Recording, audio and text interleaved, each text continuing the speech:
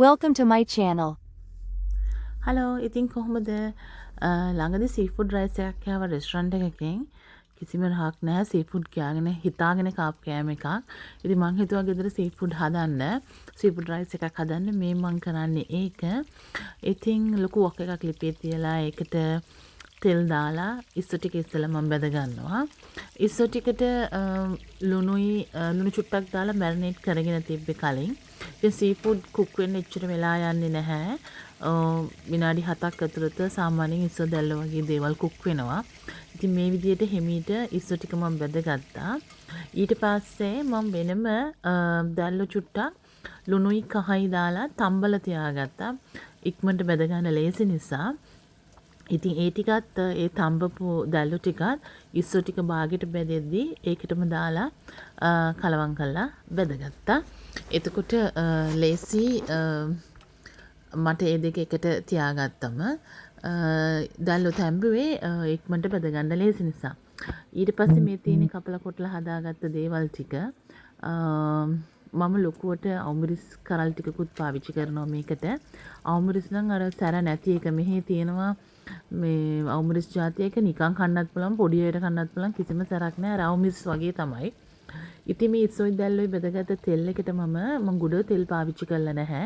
ඒ නිසා ඒකට මම බටර් චුට්ටකුත් දාගත්තා. ඊට පස්සේ කපපු කැරට් ටික මම ඒකට එකතු කරගත්තා. සාමාන්‍යයෙන් මම ලෝලු ගෙනාම කැරට් ලීක්ස් වගේ දේවල් හොදලා වතුර අයින් කරලා කපලා බොක්ස් එකට දාලා තියෙනවා. ඒකට හේතුව තමයි වැඩ කරද්දී මම වැඩට යනවා නම් හස්බන්ඩ් උනත් කෑම එකක් හදලා දෙන්න බබාට යාට ලේසි නිසා. ඊට පස්සේ මම එකතු කරගත්තා කංකුන් දඬු ටිකක්. කංකුන් දඬු ටික ඉස්සෙල්ලා දැම්මේ මොකද කොළයි දඬුන් එකට දැම්පම මගේ භාෂාවෙන් කියනවා නම් චප්පචොරස් වෙලා හරියට මේ එන්නේ නැහැ. ඉතින් දඬු ටික ඉක්මනට කුක් වෙන්න ගත්තා. ඒ අතරතුර ඉතින් අපේ එඩීගේ බවුරාලගේ කෑම ටිකත් මම රෙඩි කරා. මේ මන් දැම්මේ තලපත් මාළු. තලපත් මාළුත් මම කහයි ලුණුයි දාලා චුට්ටක් තඹ ගත්තා. ඊට පස්සේ ඒක මම පොඩියට කඩලා මේ මික්ස් එකටම එකතු කරගත්තා. ඊට පස්සේ මම දැම්මා ජින්ජර් ගාලික් පේස්ට් එකයි චිලි ඔයිල් පේස්ට් එකයි චුට්ටක්. මම සාමාන්‍යයෙන් ගෙදර ඉඟුරු සුදු ලුණු කොටලා හදනවා නම් විතරයි ඉස්සෙල්ලාම තෙලට එකතු කරගන්නේ. කඩෙන් ගෙනාපු මොනවාද පේස්ට් එක දානවා නම් මම මේ වගේ මික්ස් එක හදාගෙන එනකොට තමයි දාන්නේ. ඉතින් ඒ මගේ විදිය. ඊට පස්සේ සීතල බත් එකතු කරා. සීතල බත් නම් උදේ 5ට විතර බත් එක හැදුවේ. මේ 9ට විතර තමයි මේක හදන්නේ. එතකොට ඒක කූල් ඩවුන් වෙලා තියෙන. ඉතින් ඕගලන්ට ඕන නම් පරණ බත් ෆ්‍රිජ් එකේ දාලා තියලා එහෙම ගන්නත් පුළුවන්. අර මං කිව්ව අවුමිරිස් කනල් ටිකත් මම අර ඒ ලොලු ටෙම්පරාදුවටම එකතු කරගත්තා. මෙහෙම හොඳට මික්ස් කරලා ඊට පස්සේ අර බත් එකෙන් චිරි චිරි ගාලා සද්දයක් එනවා කියන්නේ ඒ බත් එක හරියට හැදිලා තියෙන්නේ. ඊට පස්සේ මම කංකුම් වල කොළ ටික එකතු කරනවා. ඊට පස්සේ බැදගත්ත ඉස්සොයි දැල්ලොයි ටිකත් මේකට එකතු කරගන්නවා. ඉතින් මේ විදිහට තමයි අන්තිමට මික්ස් කරාම තියෙන්නේ. ඊට පස්සේ හීනියට කපාගත්ත ලුණු කොළ ටිකත් ඕගලන්ට එකතු කරගන්න පුළුවන්. නැත්තම් ගානිෂ් එකට තියාගන්නත් පුළුවන්.